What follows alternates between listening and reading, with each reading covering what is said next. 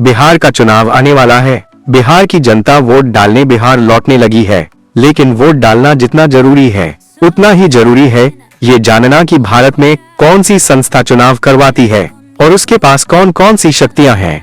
भारत में लोकसभा, राज्यसभा, राष्ट्रपति, उपराष्ट्रपति, राज्यों की विधानसभाओं और विधान परिषदों का चुनाव करवाने की जिम्मेदारी संविधान ने भारतीय निर्वाचन आयोग के सुपुर्द की है, अर्थात भारत के लोकतंत्र रूपी रथ की लगाम भारतीय निर्वाचन आयोग के हाथों में है। इसीलिए इसकी स्वतंत्रता सुनिश्चित करना अति आवश्यक था और संविधान में ऐसा किया भी गया। आइए भारतीय निर्वाचन आयोग की स्वतंत्रता और इसकी शक्तियों को समझ लेते हैं, ताकि लोकतंत्र बचाने के नाम पर आयोजित होने वाले मूवमेंट्स एंड प्रोटेस्ट में हम एक सजग नागरिक के तौर पर हिस्सा लें, न कि भीड़ बढ़ाने वाली भेड़ के तौर पर। मुख्य निर्वाचन आयुक्त की नियुक्ति राष्ट्रपति द्वारा होती है, वो भी एक 3 मेंबर्स वाली सिलेक्शन कमेटी की सलाह पर, जिसमें प्रधानमंत्री, गृह मंत्री और लोकसभा में विपक्ष के नेता शामिल होते हैं। Chief Election Commissioner and other election commissioners appointment, conditions of service and term of office act 2023 के तहत मुख्य न्यायाधीश CJI को भारत निर्वाचन आयोग ECI की नियुक्ति के लिए सिलेक्शन कमेटी से हटा दिया गया, अर्थात सिलेक्शन कमेटी में 2023 तक 4 मेंबर्स हुआ करते थे।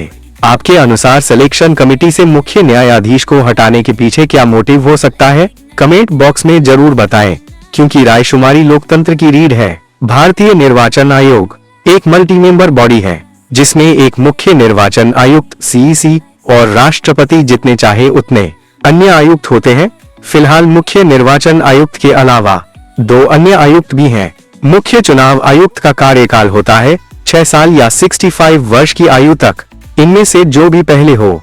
लेकिन बाकी आयुक्तों के कार्यकाल के संबंध में इस तरह की कोई तय सुरक्षा संविधान में नहीं दी गई है। ये बात सही है कि मुख्य चुनाव आयुक्त को राष्ट्रपति ही उनके पद से हटा सकते हैं, लेकिन मुख्य चुनाव आयुक्त को हटाना उतना ही कठिन है जितना कि एक सुप्रीम कोर्ट के न्यायाधीश को हटाना। ऐसा इसलिए क्योंकि उसे सिर्फ और सिर्फ उन्हीं आधारों पर और उसी तरीके से पद से हटाया जा सकता है जिन आधारों पर और जिस तरीके से सुप्रीम कोर्ट के न्यायाधीश को हटाया जाता है, जबकि बाकी आयुक्तों को केवल मुख्य चुनाव आयुक्त की सिफारिश पर राष्ट्रपति द्वारा जब चाहे तब हटाया जा सकता है। ध्यान देने वाली बात यह है कि सभी आयुक्तों का वेतन समान होता है और वो भी सुप्रीम कोर्ट के जज के बराबर, और ये खर्च होता है संविधान की संचित निधि से, अर्थात आयुक्तों के वेतन पर संसद में बहस तो हो सकती है पर वोटिंग नहीं।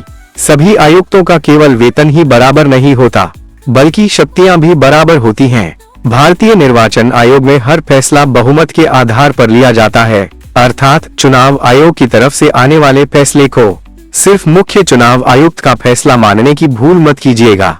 आइए अब भारतीय निर्वाचन आयोग की शक्तियों को जान लेते हैं, ताकि कोई हमें भरमा ना सके। चुनाव आयोग की सबसे पहली और सबसे बड़ी शक्ति है फ्री एंड फेयर चुनाव करवाना। दूसरी अहम शक्ति है निर्वाचन क्षेत्रों की सीमाएं तय करना। तीसरी शक्ति है मतदाता सूची तैयार करना। बिहार में पिछले दिनों जो राजनीतिक हलचल देखने को मिली थी, उसके पीछे इसी शक्ति के दुरुपयोग के आरोप लगाए जा रहे थे। आपके हिसाब से विपक्ष के नेताओं द्वारा लगाए गए आरोपों में कितनी सच्चाई है? चौथी प्रमुख शक्ति है राजनीतिक दलों को रजिस्टर करना, उनको राष्ट्रीय दल या राज्य स्तरीय दल के रूप में मान्यता देना। क्या आप हमें बता सकते हैं कि भारत में कितने राष्ट्रीय दल और राज्य स्तरीय दल है और उन्हें चुनाव चिन्ह अलोकेट करना?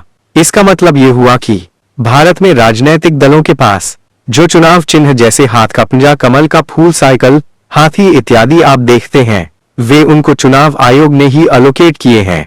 Last but not least power है आचार संहिता लागू करवाने की पावर।